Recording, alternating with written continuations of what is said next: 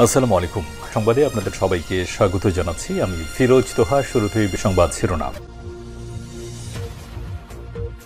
বাংলাদেশের সর্বশেষ গুরুত্বপূর্ণ আপডেট সংবাদে আপনাকে স্বাগত। শুরুতেই সংবাদ শিরোনাম, পরে বিস্তারিত। শুরুতেই জানাবো, বাংলাদেশের সব সমস্যা গণতান্ত্রিক উপায়ে সমাধানের পক্ষে ভারত, বললেন রণধীর জয়সাল। বাংলাদেশের সঙ্গে সব অমীমাংসিত বিষয় সমাধানের জন্য গণতন্ত্রের উপর জোর দিয়েছে ভারতের জন্য নয়াদিল্লি সমন্বিত এবং অংশগ্রহণমূলক নির্বাচনের কথা জানিয়েছে। শুক্রবার ৭ মার্চ নয়াদিল্লিতে ভারতের পররাষ্ট্র মন্ত্রণালয়ের মুখপাত্র রণধীর জয়সাল এক সাংবাদিক সম্মেলনে এসব কথা বলেছেন।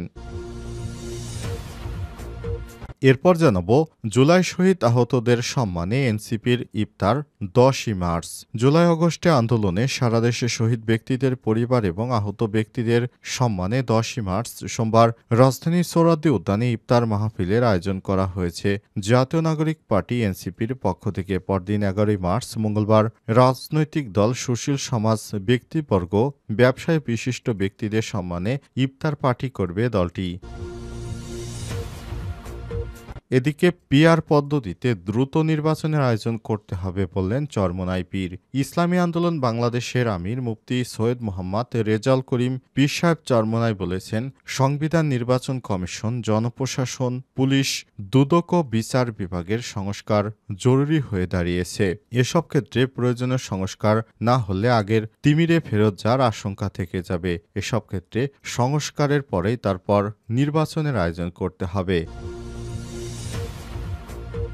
এবারে জানাবো, গণহত্যা দায়ে আওয়ামী লীগ নিষিদ্ধ চায় হেফাজত। হেফাজত ইসলামের কেন্দ্রীয় যুগ্ম মহাসচিব মাওলানা আজিজুল হক ইসলামাবাদী পিলখানা হত্যাকাণ্ডে গুম খুন ৫ই মে শাপলা চত্বরে গণহত্যা ও ২৪-এর গণহত্যার দায়ে আওয়ামী লীগকে রাষ্ট্রীয়ভাবে নিষিদ্ধের দাবি জানিয়েছে। এদিকে সিলেট সীমান্তে ভারতীয় খাসিয়াদের হামলায় বাংলাদেশি যুবক নিহত। সিলেটের কানাইঘাট উপজেলার লোবাছড়া সীমান্তে ভারতীয় খাসিয়াদের গুলিতে শাহেদ মিয়া ২৫ নামে এক বাংলাদেশি যুবক মারা গেছেন। আজ ৭ মার্চ ৩টার দিকে ভারতের অভ্যন্তরে এই ঘটনা ঘটে। এবং সর্বশেষ জানাবো, সিরিয়ায় ২ গ্রুপের ব্যাপক সংঘর্ষ, গোলাগুলি, নিহতর সংখ্যা বেড়ে ৭০। সিরিয়ার নতুন সরকারি বাহিনীর সঙ্গে ক্ষমতাচ্যুত বাশার আল আসাদের অনুগতদের সংঘর্ষে নিহতের সংখ্যা বেড়ে ৭০ জন। ব্রিটিশ সংবাদ মাধ্যম বিবিসির এক প্রতিবেদনে শুক্রবার জানায়, দেশটির উত্তর পশ্চিম অঞ্চলে রাশিয়া নিয়ন্ত্রিত বিমান ঘাঁটির কাছে লাতাকিয়া প্রদেশে এই সংঘর্ষের ঘটনা ঘটে। ওই এলাকায় কারফিউ ঘোষণা করেছে অন্তর্বর্তীকালীন সরকার। প্রিয় দর্শক, এতক্ষণ শুনছিলেন সংবাদ শিরোনাম, এবারে বিস্তারিত। তবে তার আগে বন্ধুরা, অনুরোধ থাকবে সংবাদটিতে একটি লাইক দিন। এই চ্যানেলে আপনি নতুন হয়ে থাকলে আমাদের সংবাদটি দেখতে দেখতে চ্যানেলটি সাবস্ক্রাইব করে রাখুন। কমেন্ট করে বন্ধুরা আপনার মূল্যবান মতামত জানিয়ে দিন আপনি বিশ্বের কোন দেশ থেকে বা বাংলাদেশের কোন স্থান থেকে আমাদের সংবাদটি দেখছেন এবং শুনছেন। এবারে বিস্তারিত। বাংলাদেশের সব সমস্যা গণতান্ত্রিক উপায়ে সমাধানের পক্ষে ভারত, বললেন রণধীর জয়সাল। বাংলাদেশের সঙ্গে সব অমীমাংসিত বিষয় সমাধানের জন্য গণতন্ত্রের পথের উপর জোর দিয়েছে ভারতের জন্য নয়াদিল্লি সমন্বিত অংশগ্রহণমূলক নির্বাচনের কথা জানিয়েছে। শুক্রবার ৭ মার্চ নয়াদিল্লিতে ভারতের পররাষ্ট্র মন্ত্রণালয়ের মুখপাত্র রণধীর জয়সাল এক সংবাদ সম্মেলনে এই কথা বলেছেন। তিনি বলেন, ভারত একটি স্থিতিশীল, শান্তিপূর্ণ, অন্তর্ভুক্তিমূলক ও প্রগতিশীল বাংলাদেশের পক্ষে, যেখানে সকল অমীমাংসিত বিষয় গণতান্ত্রিক উপায় এবং সমন্বিত এবং অংশগ্রহণমূলক নির্বাচনের মাধ্যমে সমাধান করা হবে। জয়সাল তার বক্তব্যে বাংলাদেশের আইনশৃঙ্খলা পরিস্থিতি নিয়ে উদ্বেগ প্রকাশ করে বলেছেন, যারা গুরুতর অপরাধের দায়ে দণ্ডিত ছিল তাদের মুক্তির মাধ্যমে পরিস্থিতি আরও ঘোলাটে হয়েছে। বর্তমানে বাংলাদেশ ও ভারতের যৌথ নদী কমিশনের কর্মকর্তারা কলকাতায় ৮৬তম বারের মতো একটি বৈঠক করছেন। ওই বৈঠকে গত ৩০ বছর ধরে গঙ্গা নদীর পানি বণ্টন নিয়ে সুবিধা অসুবিধার বিষয়ে আলোচনা করছে। আগামী বছর এই চুক্তি নবায়নের কথা রয়েছে। বিষয়ে জয়সাল বলেছেন, দুই দেশের প্রতিনিধি দল গঙ্গার পানি বণ্টন চুক্তি, পানি প্রবাহ পরিমাপ এবং পারস্পরিক স্বার্থ সংশ্লিষ্ট অন্যান্য যুক্তিগত বিষয় নিয়ে আলোচনা করেছে। বাংলাদেশের সংখ্যালঘু, বিশেষ করে হিন্দু সম্প্রদায়ের বিরুদ্ধে সহিংসতা প্রসঙ্গে পররাষ্ট্র মন্ত্রণালয়ের মুখপাত্র বলেন, ভারত ভারত আশা করে সংখ্যালঘুদের হত্যা, অগ্নিসংযোগ ও সহিংসতার সঙ্গে যারা জড়িত তাদের তদন্তের মাধ্যমে বিচারের আওতায় নিয়ে আসতে হবে। জুলাই শহীদ আহতদের সম্মানে এনসিপির ইফতার পার্টি 10ই মার্চ। শিক্ষার্থীদের উদ্যোগে নতুন রাজনৈতিক দল এনসিপি 10ই মার্চ ইফতার পার্টির আয়োজন করেছে। জুলাই আগস্ট আন্দোলনে সারা দেশে শহীদ ব্যক্তিদের পরিবার এবং আহত ব্যক্তিদের সম্মানে 10ই মার্চ সোমবার সোহরাওয়ার্দী উদ্যানে ইফতার মাহফিলের আয়োজন করা হয়েছে। জাতীয় নাগরিক পার্টি এনসিপির পক্ষ থেকে পরদিন 11ই মার্চ মঙ্গলবার রাজনৈতিক দল সুশীল সমাজের ব্যক্তিগত ব্যবসায় বিশিষ্ট ব্যক্তিদের সম্মানে ইফতারের পার্টি করবে দলটি। শুক্রবার বিকেলে জাতীয় নাগরিক পার্টি এনসিপির আত্মপ্রকাশের পর প্রথম সাধারণ সভা শেষে জাতীয় নাগরিক কমিটির কার্যালয়ে এক সংবাদ সম্মেলনে কর্মসূচি ঘোষণা করেন দলটির সদস্য সচিব আক্তার হোসেন। সভায় কর্মসূচি নির্ধারণের কথা জানান আক্তার হোসেনের সময় তিনি বলেন, এনসিপির প্রথম কর্মসূচি হিসেবে জুলাই আগস্ট আন্দোলনে শহীদ হওয়া ব্যক্তিদের পরিবার এবং আহতদের সম্মানে 10ই মার্চ সোমবার সোহরাওয়ার্দী উদ্যানে সংবাদ সম্মেলনে এনসিপির আহ্বায়ক নাহিদ ইসলাম কথা বলেন। এ সময় আগামী জাতীয় নির্বাচনের আগে জুলাই হত্যাকাণ্ডের দৃশ্যমান বিচার এবং জুলাই চার্টার বাস্তবায়নের দাবি জানান তিনি।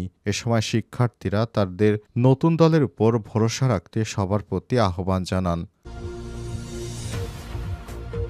পিআর পদ্ধতিতে দ্রুত নির্বাচনের আয়োজন করতে হবে বললেন চরমোনাই পীর। ইসলামী আন্দোলন বাংলাদেশের আমির মুফতি সৈয়দ মোহাম্মদ রেজাউল করিম পীর সাহেব চরমোনাই বলেছেন, সংবিধান, নির্বাচন কমিশন, জনপ্রশাসন, পুলিশ ও দুদক বিচার বিভাগের সংস্কার জরুরি হয়ে দাঁড়িয়েছে। সব ক্ষেত্রে প্রয়োজনীয় সংস্কার না হলে আগের তিমিরে ফেরত যাওয়ার আশঙ্কা থেকে যাবে। তাই এসব ক্ষেত্রে সংস্কার হতেই হবে, সংস্কার ছাড়া নির্বাচন নয়। শুক্রবার রাজধানীর হোটেল সোনারগাঁওয়ে রাজনীতি, কূটনৈতিক ও সাংবাদিক, পেশাজীবী, ব্যবসায়ী, বুদ্ধিজীবী ও সমাজের গণ্যমান্য ব্যক্তিদের সম্মানে আয়োজিত ইফতার মাহফিলের সভাপতির আয়োজনে এসব কথা বলেছেন তিনি। চরমোনাই পীর বলেন, নির্বাচন ব্যবস্থা সংস্কারের ক্ষেত্রে আমরা বিশ্বের 90টির বেশি দেশে সংখ্যানুপাতিক পদ্ধতি পিআর নির্বাচন দেখে আসছি, আমরাও দাবি করছি। আমরা মনে করি জাতীয় নির্বাচনের সংখ্যানুপাতিক পদ্ধতি অনুসরণ করা হলে রাজনীতিতে গুণগত পরিবর্তন আসবে এবং কার্যকর ও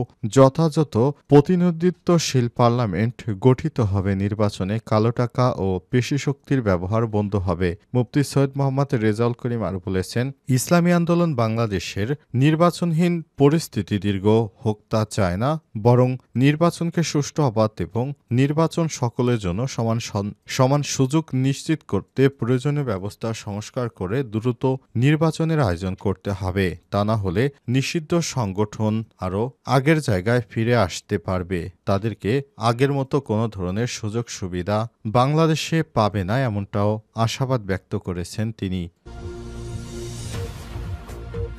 গণহত্যার দায়ে আওয়ামী লীগ নিষিদ্ধ চায় হেফাজত। হেফাজতে ইসলামের কেন্দ্রীয় যুগ্ম মহাসচিব মাওলানা আজিজুল হক ইসলামাবাদী পিলখানা হত্যাকাণ্ড, গুমখুন, 5ই মে শাপলা চত্বরে গণহত্যা, 24-এর গণহত্যার দায়ে আওয়ামী লীগকে রাষ্ট্রীয়ভাবে নিষিদ্ধ করার দাবি জানিয়েছে। শুক্রবার সংগঠনটির উদ্যোগে ফেনী জেলা শাখার উদ্যোগে শহরের মিজান ময়দানে অনুষ্ঠিত গণ ইফতার পূর্ব আলোচনা সভায় প্রধান অতিথির বক্তব্যে সব কথা বলেছেন তিনি। এছাড়াও দেশের স্বার্থেই সব মত, পথ ও ঘরানার মানুষকে ঐক্যবদ্ধ থেকে ভারতীয় আধিপত্যবাদের বিরুদ্ধে লড়াই চালিয়ে যেতে হবে।